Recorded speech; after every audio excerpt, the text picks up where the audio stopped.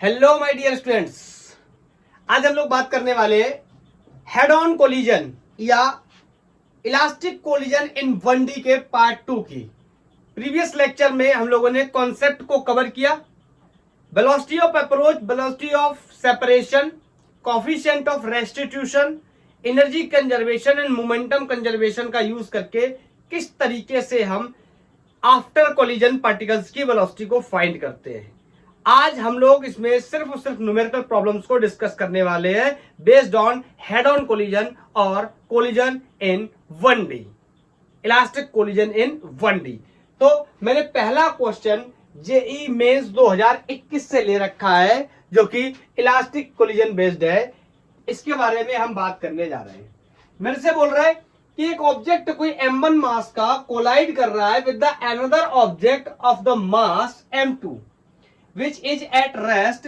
चलो मैं इसको बनाता हूं। यहां पर मैंने m1 मास का कोई ऑब्जेक्ट लिया, लेट्स से ये u1 वेलोसिटी से चलेगा, कुछ ना कुछ वेलोसिटी तो इसकी होनी चाहिए। और यहां पर कोई m2 मास है जिसके बारे में क्वेश्चन ने सजेस्ट किया है कि जो कि किस पे है, रेस्ट पे। बोल रहा है after collision object moves in opposite direction with the same speed. तो ये तो कहानी हो गई बिफोर कोलिजन, ड्यूरिंग कोलिजन और आफ्टर कोलिजन की बात करते हैं। तो मेरे से बोल रहा है कि ये m1 है, ये m2 है। अगर ये इधर गया होगा तो ये इधर गया होगा और दोनों की वेलोसिटीज सेम रही होंगी। क्लियर? क्वेश्चन ने ऐसा बोला है, अपोजिट डायरेक्शन में सेम स्पीड के साथ। मेरे से कह रहा है रेशो बताओ इनके मासेस का। 4 ऑप्शंस दिए हुए हैं, बोलो कैसे सॉल्व करेंगे। पॉज करो, सॉल्व करो, ट्राई करो। 1 2 3 कर लिया ट्राई, बोलो। तो मैं कह सकता हूं कि अगर यहां पर मान लो मैं ये b2 वेलोसिटी मान रहा हूं तो इसको b ले रहा हूं, और यहां पर ये b1 वेलोसिटी ले रहा हूं तो इसको यहां पर b1 is equal to -b, ऐसा कुछ कर लेते हैं। मैग्नीट्यूड सेम है, डायरेक्शन अपोजिट है। बताओ, तो पहले मैं यूज करूंगा किसका, मोमेंटम कंजर्वेशन का। और मोमेंटम कंजर्वेशन का यूज करके अपन रिलेशन बनाने की कोशिश करेंगे। तो मैं लिखने चला क्या, CMC कंबाइंड मोमेंटम कंजर्वेशन। बोलो m1 u1 प्लस 0। इसका momentum m1 u1 before collision, इसका बिफोर कोलिजन 0 क्योंकि velocity 0 will be equal to, बोलो इसका मोमेंटम कितना हो जाएगा, mv1। डायरेक्शन क्या है, राइट लेफ्ट साइड, तो ये माइनस का हो जाएगा। बोलो, या वेलोसिटी -b1 भी लिख सकते हैं, इट्स ओके। बोलो, तो वेलोसिटी b1 की जगह v रख दे रहा हूं, b1 की वैल्यू। बोलो ऐसे ही m2 के लिए अगर बात करूं तो m2v इसका हो गया क्या, मोमेंटम। ये बहुत छोटी छोटी बातें आपको इजीली समझ आ रही होंगी। बोलो, तो यहां से मैं बोल सकता हूं m1 u1 is equal to, ध्यान से देखेंगे तो यहाँ v दोनों ही केसेस में क्या हो जाएगा, कॉमन हो जाएगा। तो इसको मैं m2 minus m1 into v इस तरीके से लिख सकता हूं। अब ये आगे सॉल्व नहीं होगा, ना तो मेरे को u1 पता है, ना मेरे को मासेस के बारे में आइडिया है। तो अब यहां से आगे इस तरीके से सॉल्व नहीं होगा।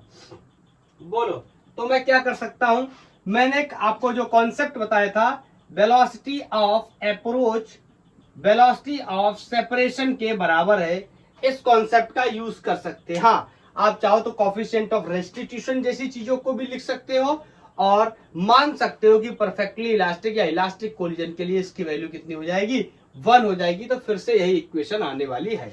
तो बताओ, मैं आपसे पूछूं कि किस तरीके से हम लोग बात करेंगे।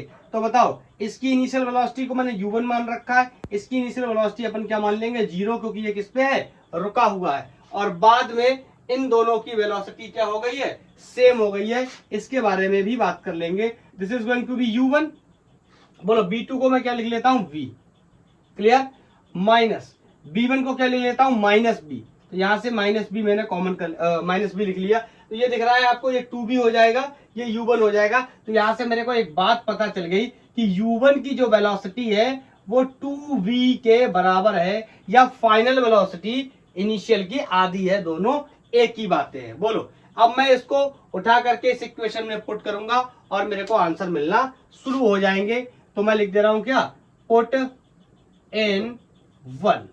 क्लियर। इक्वेशन फर्स्ट में रखने चला तो मैं लिख सकता हूं क्या, m1 और u1 की जगह 2 times of b, m1 u1 की जगह 2 टाइम्स ऑफ b, और यहां पर मैंने लिख दिया m2 माइनस m1 का जो डिफरेंस है, और यहां पर क्या हो गया v। क्लियर है, अंदर मल्टीप्लाई कर लेंगे, फिर देखते हैं क्या होता है। तो यहां से वैल्यू हो गई m1 इंटू 2b, और यहां पर हो गया m2v माइनस m1v।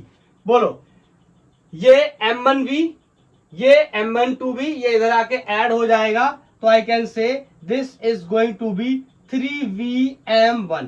बोलो, कोई दिक्कत है? और इधर रह गया m2v, यहां v से भी कैंसिल हो जाएगा। मेरे को मासेस का रेशियो बताना है, तो मैं कह सकता हूं क्या, मासेस का रेशियो मेरे को बताना था, तो मैं यहां से रेशियो निकाल सकता हूं कितना, m2 अपॉन m1 बताना था। तो यहां पर m2, इसको इधर डिवाइड लगाया, m1 दिस इज 3/1, और रेशियो में लिखना चाहे दिस विल बी 3:1, और ऑप्शन ए क्या हो गया, करेक्ट हो गया। क्लियर है?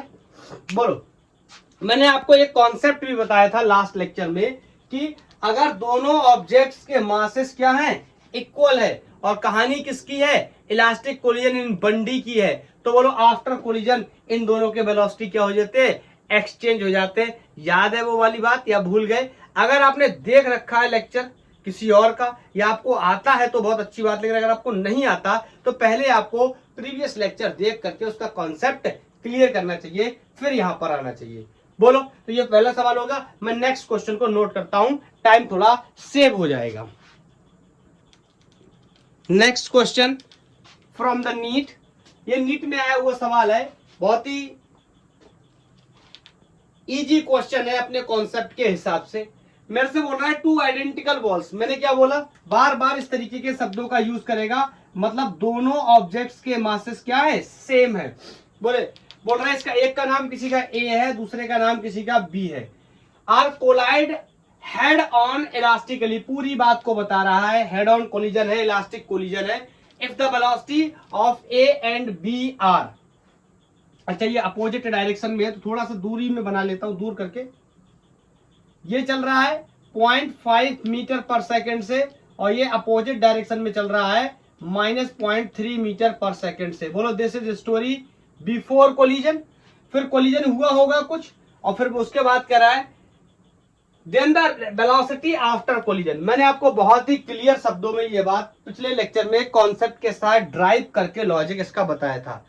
अगर आइडेंटिकल मासेस हैं, इलास्टिक कोलिजन है, हेड ऑन कोलिजन है, तो ऐसे केसेस में दोनों ऑब्जेक्ट की वेलोसिटी क्या हो जाती है, एक्सचेंज हो जाती है। मतलब बी ए की वेलोसिटी यहां पर कितनी है, 0.5 मीटर पर सेकेंड है, और बी बी की वेलोसिटी यहां पर -0.3 मीटर पर सेकेंड है बिफोर कोलिजन।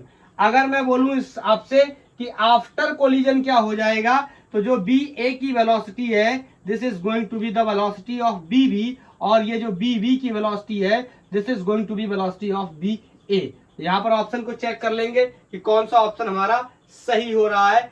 ए की वेलोसिटी पहले 0.5 थी, और बाद में ए की वेलोसिटी कितनी हो गई होगी, -0.3 हो गई होगी। ठीक है, ऑप्शन डी इज करेक्ट। अभी कोई मेरे से ये सवाल नहीं पूछ सकता कि सर इसको सॉल्व करके दिखाओ। मैंने प्रीवियस लेक्चर में बहुत लंबा चौड़ा डिस्कशन किया इसके बारे में।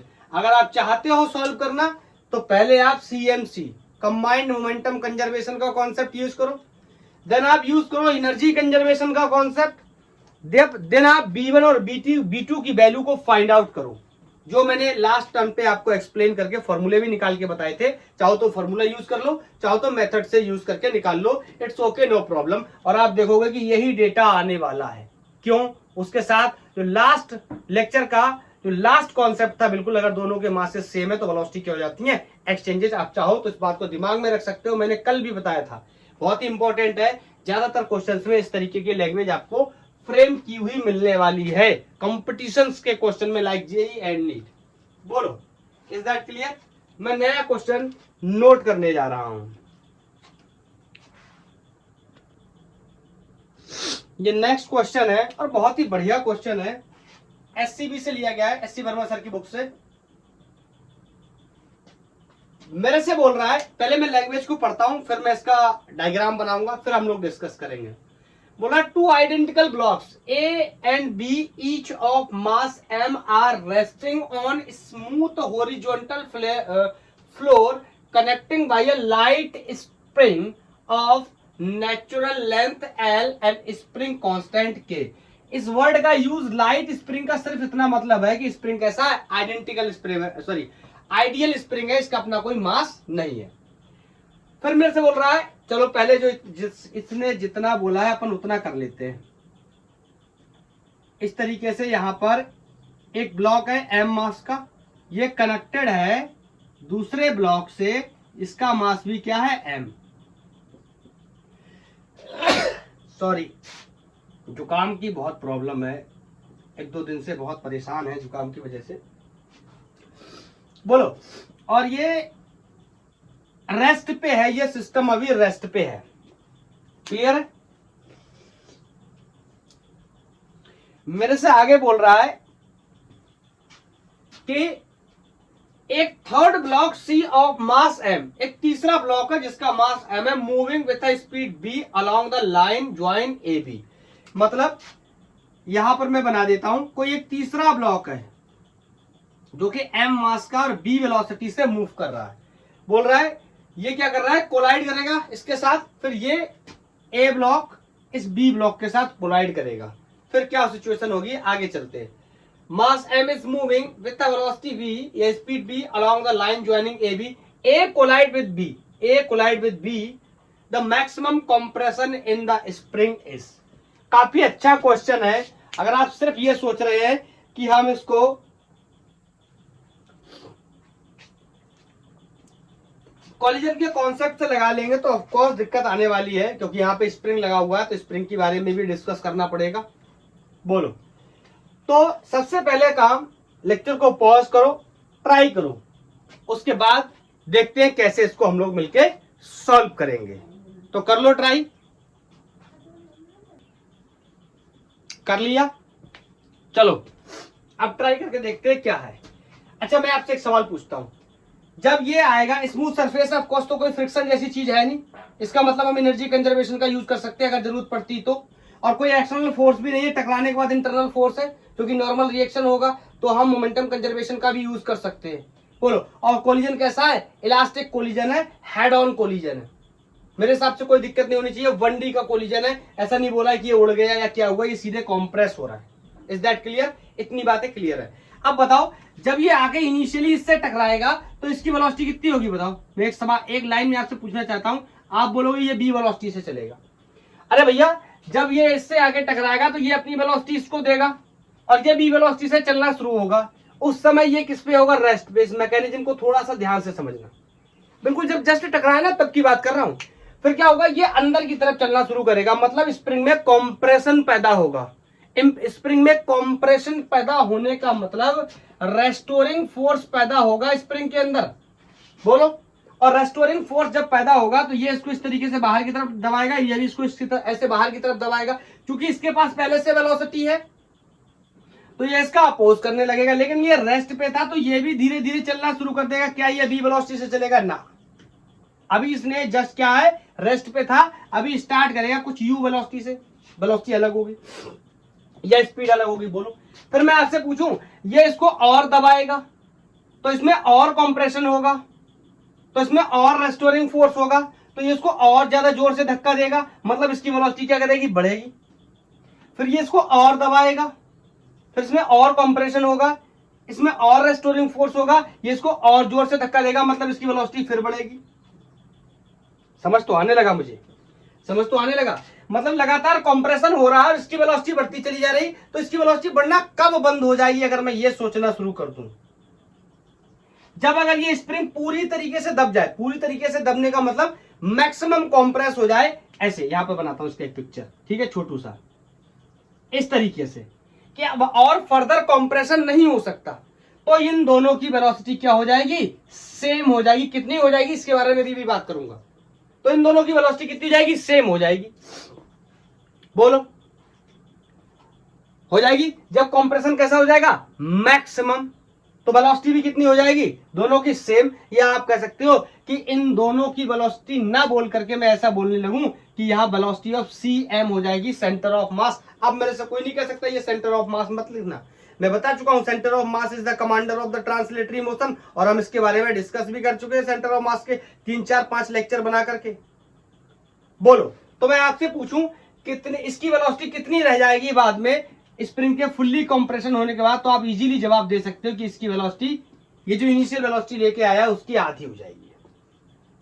लॉजिक से, कॉन्सेप्ट से समझ करके बोलो। ये कम होती जाएगी धीरे धीरे धीरे धीरे, ये कम होगी धीरे धीरे धीरे, ये बढ़ेगी।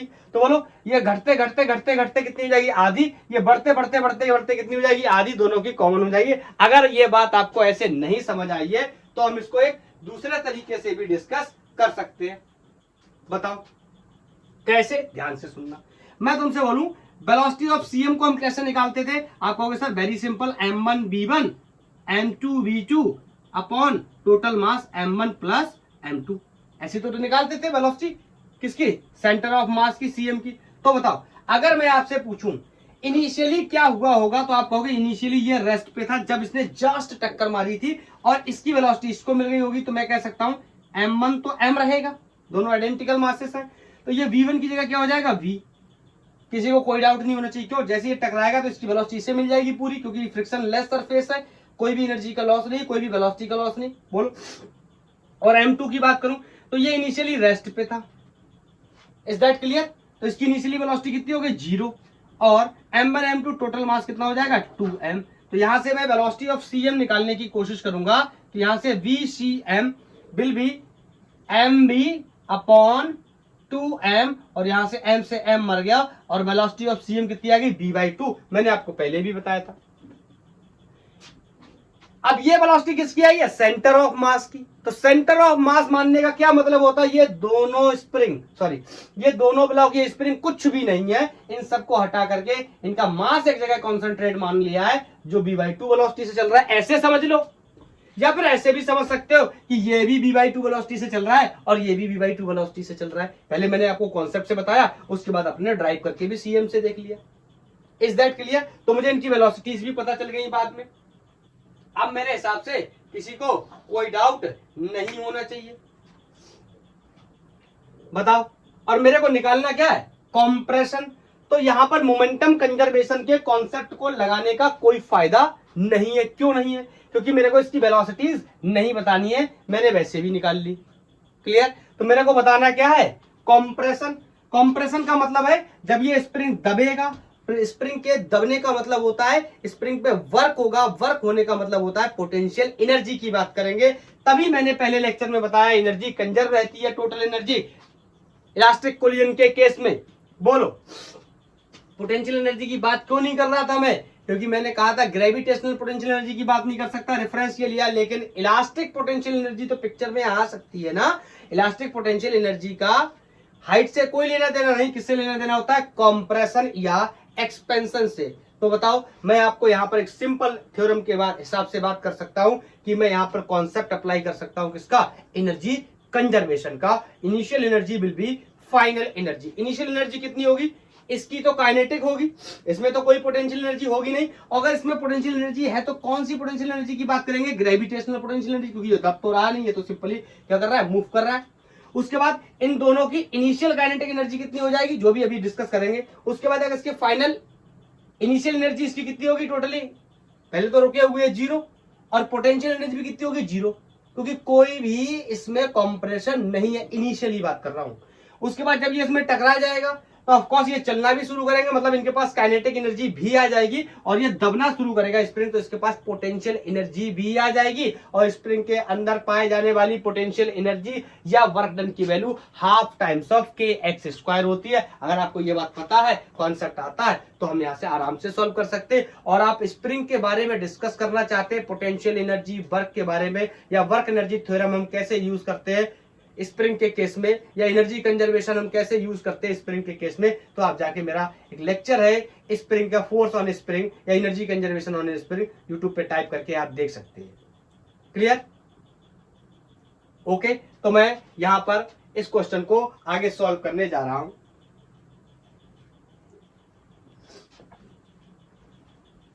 एनर्जी कंजर्वेशन का क्या हम यूज कर सकते हैं? टेक्निकली सोचे, बिल्कुल कर सकते हैं। फ्रिक्शन लेस सरफेस है, कोई भी फ्रिक्शन नहीं है, मींस नॉन कंजर्वेटिव फोर्स नहीं है, तो हम कह सकते हैं क्या? Mechanical energy conservation. बोलो, इनिशियल मैकेनिकल एनर्जी बराबर फाइनल मैकेनिकल एनर्जी। तो this is going to be initial kinetic, initial potential, final kinetic, final potential. Is that clear?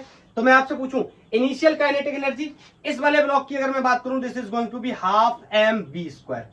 बोलो, क्या किसी को कोई दिक्कत है? मेरे हिसाब से बिल्कुल भी नहीं होनी चाहिए। मैं आपसे पूछूं, इनिशियल पोटेंशियल एनर्जी या इनिशियल काइनेटिक एनर्जी इन दोनों ब्लॉक्स की कितनी होने वाली है? जीरो। पहले काइनेटिक की बात कर ले रहा हूं। इन दोनों ब्लॉक्स की कितनी होने वाली है? जीरो, क्योंकि ये इनिशियली रेस्ट पे। अब पोटेंशियल एनर्जी की अगर बात करूं, तो इसकी पोटेंशियल एनर्जी कितनी होने वाली है? जीरो। इसके अंदर कौन सी पोटेंशियल एनर्जी होगी? ग्रेविटेशनल, जो कि कितनी होती है? mgh, और h क्या है? जीरो। तो इसकी ग्रेविटेशनल पोटेंशियल एनर्जी भी कितनी होगी? जीरो। और अगर इनकी बात करूं, तो इनकी ग्रेविटेशनल पोटेंशियल एनर्जी तो जीरो होनी है, क्योंकि यहाँ रेफरेंस ले रखा है। उसके बाद अगर इनकी इलास्टिक पोटेंशियल एनर्जी की बात करूं, तो वो भी जीरो होगी। पूछो क्यों? क्योंकि इस समय स्प्रिंग में ना तो कोई एक्सटेंशन है, ना कोई कंप्रेशन है। क्या मैं अपनी बात को बता पाया? क्या आप मेरी बात को अच्छे से समझ पाए? आई थिंक समझ गए होंगे। अभी क्या होगा? आफ्टर कोलिजन, जब ये टकरा गया, टकराने के बाद इसने अपनी वेलोसिटी शेयर कर ली इन दोनों के साथ, मैंने अभी निकाल ली कितनी। इसका मतलब इनके पास काइनेटिक एनर्जी भी होगी और इनके पास पोटेंशियल एनर्जी भी होगी। क्यों? स्प्रिंग के अंदर कंप्रेशन भी स्टार्ट हो गया होगा। ऑफ कोर्स इस बार जो पोटेंशियल एनर्जी है उसे हम इलास्टिक पोटेंशियल एनर्जी के नाम से जानेंगे। ये टकराने के बाद इसकी कहानी पिक्चर से खत्म हो जाती है। तो हाफ एम, इसकी वेलोसिटी कितनी हो जाएगी? b/2 का स्क्वायर। ये मैं नहीं, ये सेंटर ऑफ मास के कॉन्सेप्ट से हमने निकाल के रखा है। बोलो, प्लस इस वाले की भी कितनी हो जाएगी? हाफ एम b/2 का स्क्वायर। बोलो, this is the kinetic energy of this system. इन दोनों ब्लॉक्स की कितनी वेलोसिटी है, उससे इतनी काइनेटिक एनर्जी जनरेट होती है। अब अगर मैं बात करूं इनकी पोटेंशियल एनर्जी कितनी होगी, तो एक शब्द में मैं आपको थोड़ा सा बताना चाहता हूं। पोटेंशियल एनर्जी को मैं कॉन्सेप्ट बहुत अच्छे से क्लियर करना चाहता हूं। मैं यहां पर ग्रेविटेशनल लिख दे रहा हूं, प्लस मैं यहां पर इलास्टिक भी लिख दे रहा हूं। और आपको पता है ग्रेविटेशनल कितनी हो जाएगी? जीरो। और इलास्टिक की वैल्यू अपन कुछ ना कुछ निकाल के लिखेंगे, जिसके बारे में हमें पता है क्या होती है? हाफ के एक्स स्क्वायर होती है। तो this is going to be half M B square. इसको ध्यान से देखो, तो ये 4 हो जाएगा, बी स्क्वायर बाई 4। ये भी कितना हो गया? M B square by 4। ये 1/2 है, 1/2 है, दोनों को जोड़ेंगे तो ये हो जाएगा एम बी स्क्वायर बाई 4। अरे ये हाफ है, ये हाफ है, तो ये दोनों को जोड़ दिया एम बी स्क्वायर बाई 4। और यहाँ पे ग्रेविटेशनल पोटेंशियल एनर्जी की वैल्यू भी मैंने रख दी हाफ के और एक्स स्क्वायर। मैं यहाँ पे मेंशन करना चाहता हूं, ये एक्स क्या है? मैक्सिमम कॉम्प्रेशन है, अधिकतम दबाव है इसके अंदर। बोलो, क्लियर है? क्लियर है? अब मैं इसको सॉल्व कर लूंगा तो मेरे को आंसर मिल जाएगा, और मुझे नहीं लगता आंसर कर जाएगा। ठीक है, अब बताओ, इसको सॉल्व करना क्या तुम्हारे लिए कोई बड़ी बात है? ध्यान से देखो, ये हाफ, ये quarter, M B square by 2, ये एम बी स्क्वायर बाई 4। एक हाफ में से एक क्वार्टर गया, कितना बचा? सर एक हाफ मैंने खरीदी थी, उसमें से मैंने एक क्वार्टर पी लिया था, तो उसमें एक क्वार्टर बचा था। मैं ऐसी गंदी बातें नहीं कर रहा। एक हाफ में से एक क्वार्टर जाएगा, ये इधर आके जब सब्ट्रैक्ट होगा तो क्या बचेगा? एक क्वार्टर बचेगा। M B square equal to half K X square. बोलो, ये इससे कटेगा, कितना हो जाएगा? 2। मेरे को एक्स की वैल्यू निकालनी है, तो यहां से मैं कह सकता हूं क्या? M B square by 2 will be equal to K X square. तो यहां से एक्स की वैल्यू, बोलो ये क्या हो जाएगा? इधर जाएगा तो के डिवाइड होगा। पहले एक बार कर लिख लेता हूं, M B square upon 2k is the value of X square. जब यहाँ पे अपन रूट ले लेंगे तो b तो बाहर आ जाएगा और under root m upon 2k अंदर रह जाएगा। ये मैक्सिमम कंप्रेशन होगा according to the SC Verma इस स्प्रिंग के अंदर। क्लियर? यहाँ पे मैच करा लेंगे, और आई थिंक ये वाला ऑप्शन क्या कर रहा है? मैच कर रहा है। Is that clear? मैं नया क्वेश्चन नोट करता हूं, होपफुली आपको ये क्वेश्चन अच्छे से समझ आ गया होगा। बहुत ही आसानी से, आराम से हमने इसको सॉल्व कर लिया। नेक्स्ट क्वेश्चन है, जेईई मेंस 2021 में ये क्वेश्चन आया था। मेरे से बोल रहा है, ये जो लैंग्वेज बोल रहा है ना, मैं इसको पढ़ के एक डायग्राम बना लेता हूँ इसका। बोल रहा है a large wooden block of mass m, capital M कर लेता हूँ इसको, 5.99 kg hanging from the two massless cord. ये किन्हीं दो मासलेस कॉर्ड से हैंग कर रहा है। मैं इस तरीके से मासलेस कॉर्ड्स को बना लेता हूं। ये इस तरीके से हैंग कर रहा है, ठीक है, अच्छा बना नहीं है।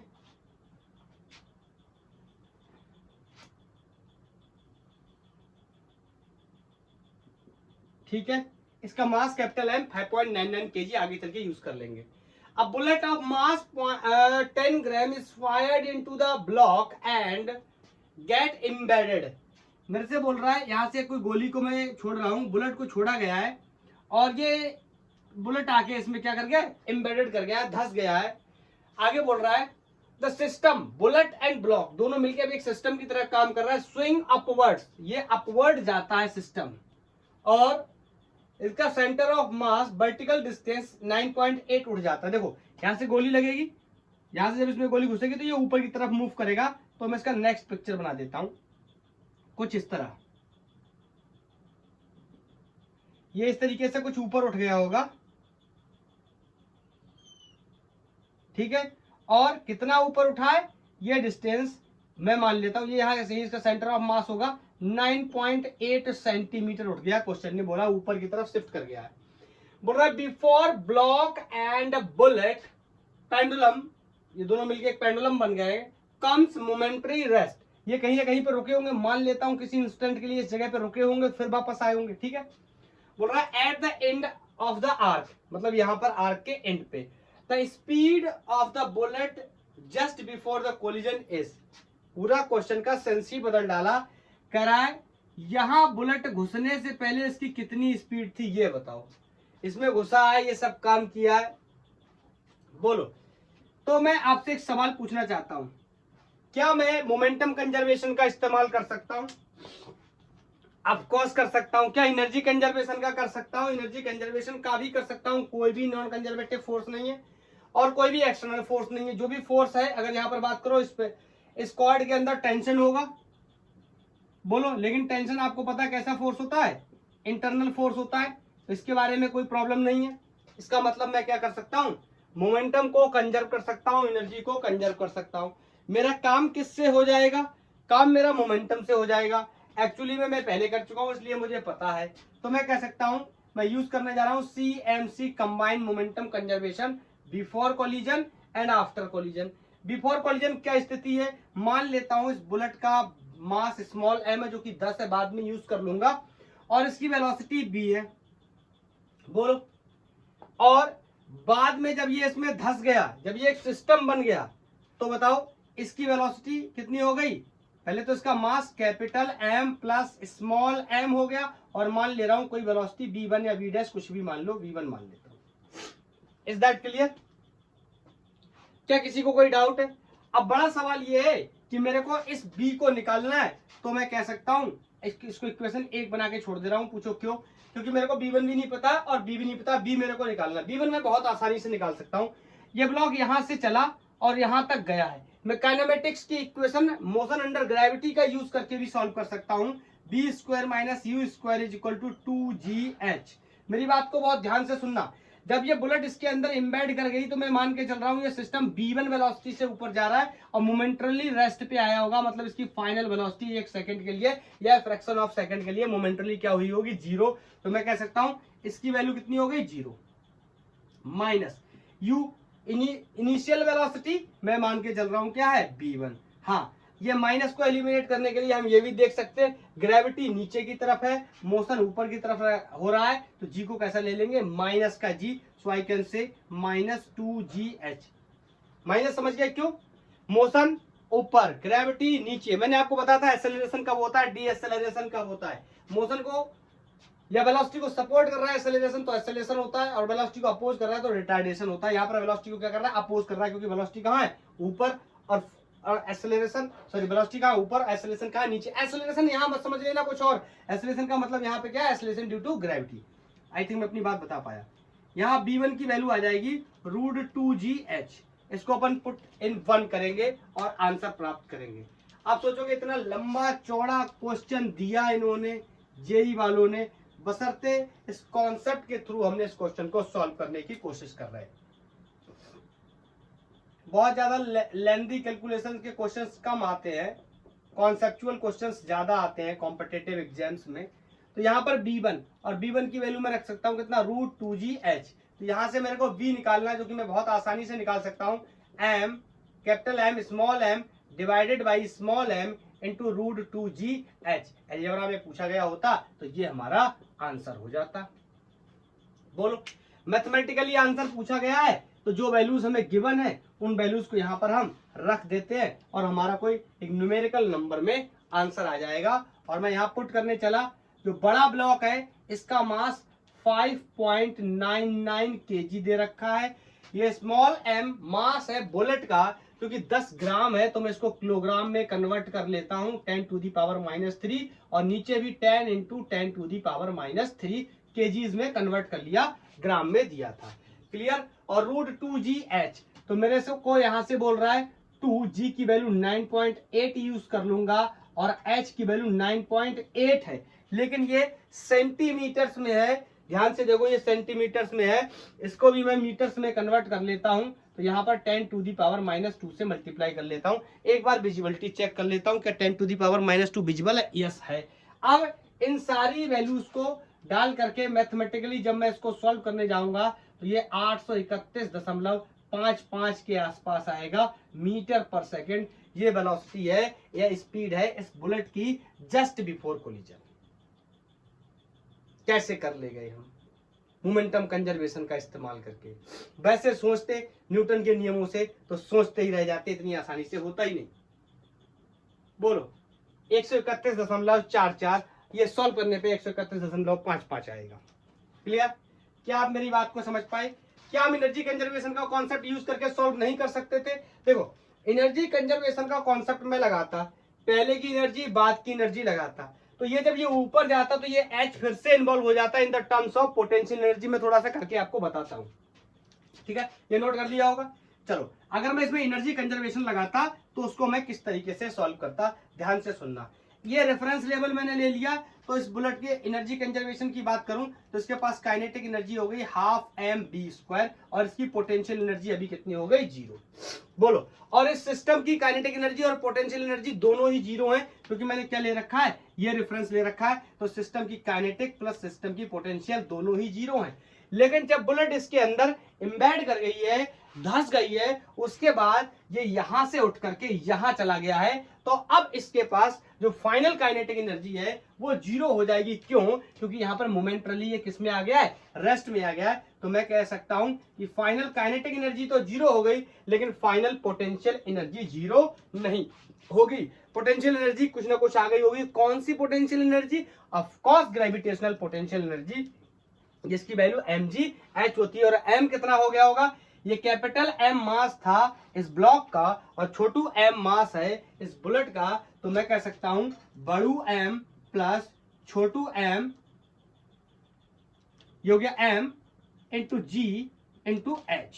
अब यहां से ध्यान से देखो, मेरे को ये b बताना है, लेकिन मेरे को यहां से भी क्या करना है? मेरे को b बताना है और g और h की वैल्यू मेरे को गिवन है। तो यहां पर पे डाल के मैं इसको आगे सॉल्व करने की कोशिश कर सकता हूं। बोलो, लेकिन इसमें एक प्रॉब्लम ये है, एक सेकेंड, ये b नहीं, इसको b1 यूज करना चाहिए मेरे को। तभी मैं बोल रहा हूं दोनों से एक साथ नहीं सॉल्व होगा। क्यों यूज करना चाहिए?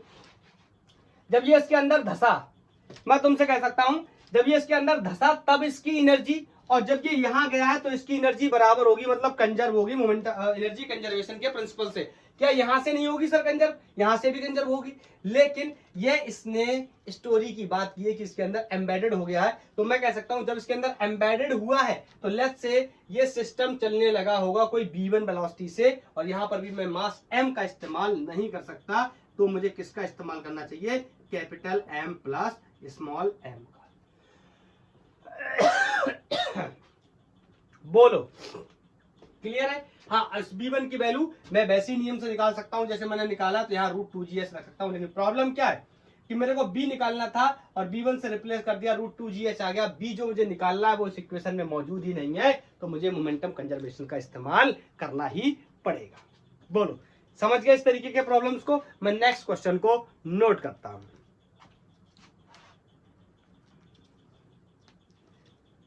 ये नेक्स्ट क्वेश्चन है, काफी अच्छा सवाल है, एम्स 2017 में पूछा गया।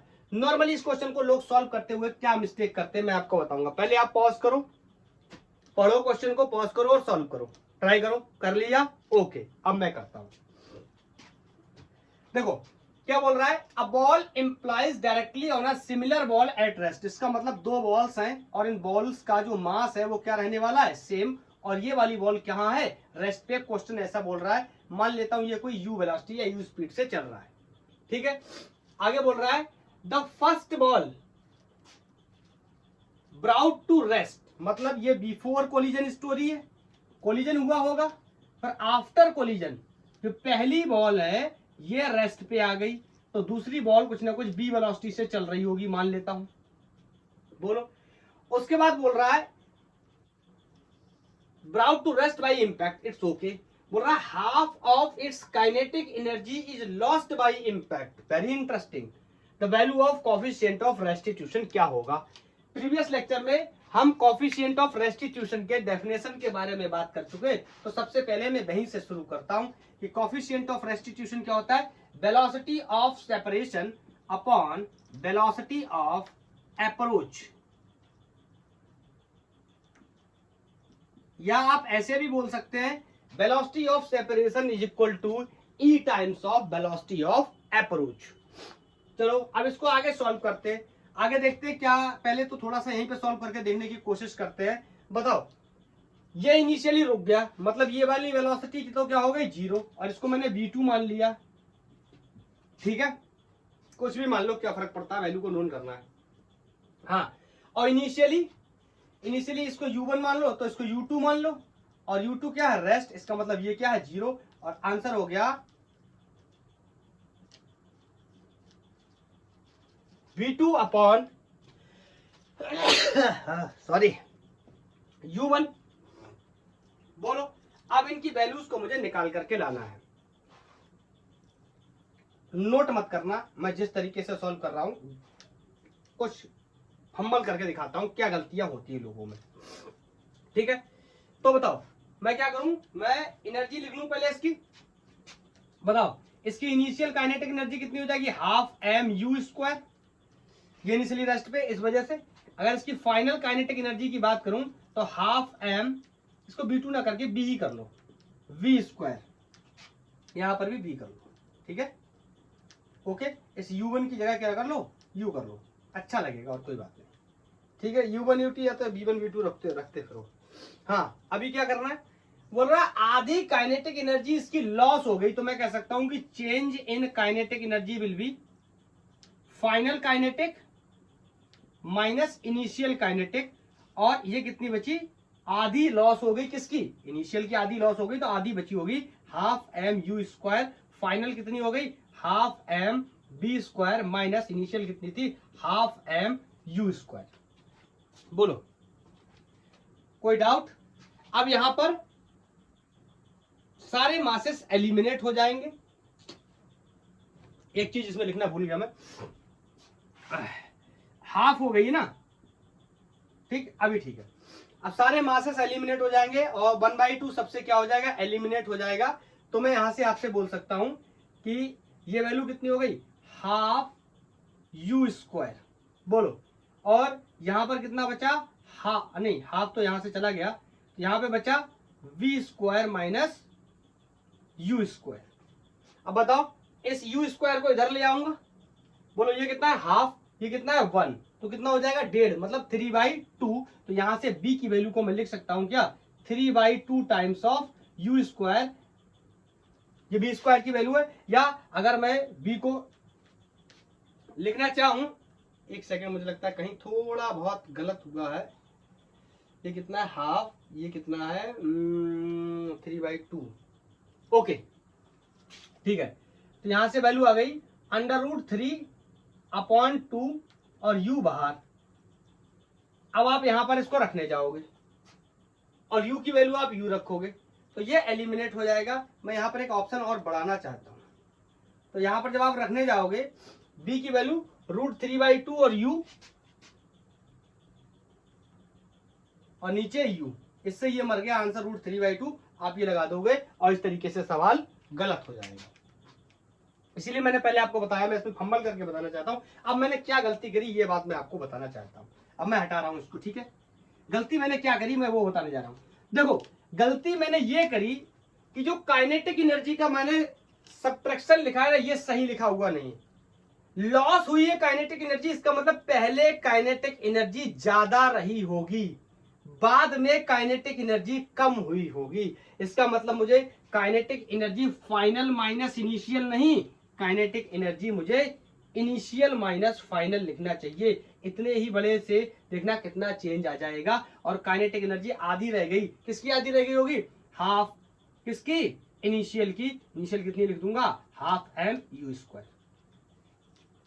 बोलो, और इनिशियल काइनेटिक एनर्जी कितनी थी? हाफ m(u²) और फाइनल हो गई हाफ m(b²). अब यहां से b की वैल्यू को आसानी से हम निकाल सकते हैं। बोलो, तो ये मैं मास कॉमन करके मास सब क्या कर दे रहा हूं? एलिमिनेट कर दे रहा हूं। और 1/2 सबसे कॉमन करके 1/2 को एलिमिनेट कर दे रहा हूं। तो यहां बचा u²/2 is u² minus half कहां से आ जाएगा? Minus b²। अब इसको इधर ले जाऊंगा, इसको इधर लाऊंगा। ध्यान से सुनना मेरी बात। ये क्या है? 1 और ये क्या है? हाफ। ध्यान से समझो। तो ये इधर आएगा तो प्लस का हो जाएगा, ये इधर जाएगा तो माइनस का। मतलब एक में से आधा जाएगा तो कितना बचेगा? आधा। मतलब मैं कह सकता हूं कि b² की वैल्यू यहां पर u²/2 आने वाली है, या b की वैल्यू 1/√2 u आने वाली है। इसमें किसी को कोई डाउट नहीं होना चाहिए। और मैं यहां पर इस वैल्यू को उठा के रख रहा हूं। तो v की वैल्यू आई 1/√2u और नीचे u से u मर गया और कॉफिशिएंट ऑफ रेस्टिट्यूशन की वैल्यू 1/√2 आ गई और ऑप्शन सी सही हो गया। देखा ना, अगर आप गलती कर देते तो आपको ऑप्शन डी सही हो जाता और आप कहते ये तो निकल गया, और बाद में पता चलता ये तो निकल ही गया था। एम्स 2017 में इस तरीके की प्रॉब्लम्स को पूछा गया। तो हमें अपना दिमाग खुला रखना है और हमेशा अलर्टनेस के साथ क्वेश्चंस को सॉल्व करना है।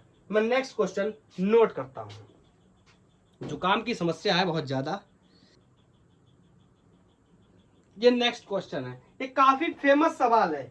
इस तरीके के सवाल को आपने देखा होगा कि कोएफिशिएंट ऑफ रेस्टिट्यूशन के ऑप्शंस इस तरीके से दिए, 1 - e/1 + p, e - 1/e + 1, 1 + e/1 - v, like that. देखते हैं क्या बोल रहा है क्वेश्चन। मेरे से बोल रहा है a ball is moving with a constant velocity u and strike against a ball of same mass. चलो मास सेम है तो पहले मास सेम कर लेता हूं, ठीक है। ये u वेलोसिटी से चल रहा है, सेम मास एट रेस्ट। ये बॉल क्या है? रुका हुआ है, ठीक है। बोल रहा है if the e is the coefficient of the restitution then what will be the ratio of their velocities after the collision. कोई बात नहीं, ये हो गया कोलिजन। कोलिजन के बाद मैंने मान लिया इसकी वेलोसिटी कोई v1 है और इसकी वेलोसिटी कोई v2 है और मासेस इनके m1 m2 है। और मेरे को क्या बताना है? v1/v2 की वैल्यू बतानी है in the terms of coefficient of restitution. Okay, no problem. तो क्या मैं मोमेंटम कंजर्वेशन का यूज कर सकता हूं? ऑफ कोर्स कर सकता हूं। कोई भी external force, net external force नहीं है, तो मैं डायरेक्ट लिखने चल रहा mu प्लस इसका मोमेंटम 0, मोमेंटम बिफोर कोलिजन बराबर momentum after collision. This is going to be mv1 mv2। m क्या हो गया? कैंसिल। और यहां से एक बात पता चल गई कि b1 + b2 बराबर क्या है? u है। पहली इक्वेशन। दूसरी इक्वेशन कोएफिशिएंट ऑफ रेस्टिट्यूशन का यूज करके बना सकते हैं, velocity of separation upon velocity of approach. बोलो, क्लियर? और इसकी इनिशियल वेलोसिटी को मैंने u मान के रखा है, तो इसको मैं u मानता हूं, u मान लेता हूं। और ये 0 था तो ये 0 हो जाएगा, u2 क्या है? 0। तो यहां से मेरे को एक बात पता चल गई, EU = b2 - b1, और इक्वेशन मैंने इसको 2 मान लिया। ध्यान से देखो, इसको मैं कंपेयर कर सकता हूं इजीली और मेरा आंसर बहुत आसानी से आ जाएगा। तो मैं क्या कर रहा हूं, कंपेयरिंग 1 and 2। अरे घटा लो, कंपेयर कर लो, कुछ भी लिख दो, एक ही बात है। तो मैं यहां लिखने चला b1 plus b2 is equal to u, यहाँ पे v2 minus b1 is equal to eu। यहाँ पे देखो b1 से b1 मर गया, यहाँ b2 की वैल्यू मेरे को मिल जाएगी और v2 की वैल्यू को मैं लिख सकता हूँ क्या, चलो लिख ही देता हूँ एक बार, b2 b2 जोड़ गया 2v2 हो गया। यहाँ पर बोलो eu प्लस u, इसमें u क्या हो जाएगा कॉमन, तो मैं कह सकता हूँ यहाँ से b की वैल्यू को मैं लिख दे रहा हूँ, b2 की वैल्यू को, ये हो जाएगा e प्लस 1 u अपॉन 2, ये b2 की वैल्यू मिल गई। ऐसे ही इक्वेशन 1 में रख दो, यहां से b1 की वैल्यू मिल जाएगी, फिर दोनों का बाद में रेशियो ले लेना, आंसर आ जाएगा। तो इसको लिख दो क्या, पुट इन 1, यहां रखने चला तो b1 plus b2 is equal to u। तो यहां पर b1 तो मेरे को निकालना है, b2 की वैल्यू मैं रख देता हूं e plus 1 upon 2 into u is equal to u। इसको जब तुम सॉल्व करोगे ना तो इसका आंसर आ जाएगा e minus 1 upon 2 into u। कर लेना थोड़ा सा सॉल्व, बोलो ना ना ना, एक सेकेंड, मैं इसको ऐसे लिखना चाहता हूं 1 प्लस ई करके, ये यहां पर आएगा आपका 1 माइनस ई। आप सॉल्व करोगे आपको पता चल जाएगा, ठीक है, ये 1 माइनस ई आ जाएगा। जब इसको सॉल्व करोगे, इसको इधर ले जाओगे तो ये इसका सारे साइन जो है पलट जाएंगे, तो यहाँ ई कैसा हो जाएगा माइनस का, ये 1 कैसा हो जाएगा माइनस का, सॉल्व करने के बाद 1 माइनस ई आ जाएगा। मेरे से कह रहा है बता दो क्या होगा इनका रेशियो, तो हम कह रहे हैं कोई बात नहीं, कर लेते हैं क्या होगा इनका रेशियो। ये b2 मैंने निकाला था पहले ना, तो ये b1 आएगा, ठीक है। तो b1 अपॉन b2, b1 क्या है 1 minus e upon 2 into you, b2 की वैल्यू रखूंगा पलट के उल्टा हो जाएगा, तो ये हो जाएगा 2 upon 1 plus E into you, ये u से u मर गया, ये 2 से 2 मर गया, ये b1 upon b2 is 1 minus e upon 1 plus e. ये दोनों ऑब्जेक्ट्स की, या दोनों बॉडीज की वेलोसिटी है आफ्टर द कोलिजन, और उनका ratio 1 minus e upon 1 plus e. ये काफी फेमस क्वेश्चन है, इस वजह से मैंने आपको ये क्वेश्चन करवाया। दोनों के पहले मोमेंटम कंजर्वेशन के कॉन्सेप्ट का यूज करके मैंने एक इक्वेशन बना ली, फिर कोएफिशिएंट ऑफ रेस्टिट्यूशन का यूज करके मैंने एक इक्वेशन बना ली, और दोनों को सब्ट्रैक्ट करके या कंपेयर करके b2 की वैल्यू निकाल ली, उसको उठा करके b1 में इक्वेशन फर्स्ट में रख दिया, यहाँ से b1 की वैल्यू मिल गई, सॉल्व कर लेना और रेशो लेना, तो मेरे को आंसर मिल गया। बोलो तो क्या मैं कह सकता हूं कि अब आपका कॉन्सेप्ट हेड ऑन कोलिजन के लिए बहुत ही स्ट्रांग हो चुका है, आपने बहुत अच्छी से पढ़ाई करी है और बहुत ही अच्छे अच्छे क्वेश्चंस को भी सॉल्व किया है। तो अब आप मेरा एक क्वेश्चन का जवाब देने वाले हैं, और मैं क्वेश्चन नोट कर देता हूं, आप मेरे को होमवर्क में जवाब देंगे। नॉर्मल सा क्वेश्चन है, कुछ खास नहीं, बस खास इतना है कि जेई में आया हुआ क्वेश्चन है। मैं नोट कर देता हूं, ये नेक्स्ट क्वेश्चन है और ये जेई में 2021 में आया हुआ सवाल है, और इसी सवाल का आपने मेरे को आंसर बताना है। ये होमवर्क क्वेश्चन है आपके लिए। क्वेश्चन को मैं एक बार पढ़ देता हूं। A boy is rolling 0.5 kg ball on a frictionless floor with the speed of 20 metre per second. कोई बच्चा है, उसको बॉल को धक्का दे रहा है 20 मीटर पर सेकेंड से, और उसका जो मास है that is 0.5 kg। The ball is get deflected by an obstacles, कहीं टकरा गई होगी गेंद और डिफ्लेक्ट हो गई। वैसे तो देखो, अगर आप ये सोच रहे हो ना कि ये हेड ऑन का सवाल नहीं है, तो थोड़ी सी प्रॉब्लम है। हेड ऑन का सवाल है, अगर ये डिफ्लेक्ट करने के बाद कोई एंगल वगैरह बोलने लगता तो ये 2D का क्वेश्चन हो जाता, लेकिन अभी भी वो ग्राउंड पे ही चल रही है बॉल। बस ये था कि ऐसे चल रही थी तो डिफ्लेक्ट होके ऐसे चलने लगी। क्लियर है, एक्स के अलॉन्ग ही मोशन कर रही है। After deflection it moves with 5% of its initial kinetic energy. What is the speed of ball now? मतलब टकराने के बाद उसके पास 5% एनर्जी बची, या मैं कह सकता हूं 95% काइनेटिक एनर्जी इसकी क्या हो गई, लॉस हो गई। तो इसकी वेलोसिटी बाद में स्पीड इसकी कितनी रह गई होगी? काफी आसान क्वेश्चन है हमारे लिए, और हम इसको करके और आंसर बता सकते हैं। तो आप इस सवाल को सॉल्व करेंगे और इसका आंसर मेरे को अच्छे से बताएंगे। क्लियर है? प्रीवियस क्वेश्चन में मेरे हिसाब से कोई दिक्कत नहीं होनी चाहिए थी। जहां मैंने 1 प्लस ई या 1 माइनस ई किया था उसमें कोई प्रॉब्लम नहीं है। अगर e प्लस 1 लिखा था मैंने पहले केस में, मुझे लगा कहीं आपको दिक्कत ना होने लगे। तो दूसरे केस में जब आप लिखेंगे तो E minus E plus one हो जाएगा, आप करेंगे तो। और तो फिर इसको हम ऐसे भी तो लिख सकते हैं, वन प्लस ई, वन माइनस ई, इसलिए मैंने ऐसा लिख लिया क्योंकि अच्छा लगता है, ऑप्शंस के साथ मैच कराने में भी इजी होगा। बोलो, इस तरीके का ऑप्शन नहीं था इस वजह से। क्लियर? तो I think head on collision आपका बहुत ही अच्छे से क्लियर हो गया है, ये कोलिजन इन 1D। अब नेक्स्ट लेक्चर जो हमारा आएगा वो कोलिजन परफेक्टली इलास्टिक कोलिजन इन 2 डायमेंशंस का आने वाला है। 2 डायमेंशन में मतलब बॉल टकराने के बाद अब हवा में उड़ जाएगी किसी एक एंगल पे, 2 अलग अलग बॉल्स अलग अलग एंगल्स पे फ्लाई कर सकती हैं। उस तरीके के कोलिजन को हम कैसे टैकल करेंगे, that will be discussed in next lecture. तो आज के लिए इतना ही, थैंक यू, धन्यवाद। और इस तरीके से बेचारा हेड ऑन कोलिजन या कोलिजन या परफेक्ट बार बार निकल जाता है मुंह से, या फिर इलास्टिक कोलिजन इन 1D खत्म होता होगा। ओके, पढ़ाई करते रहिए।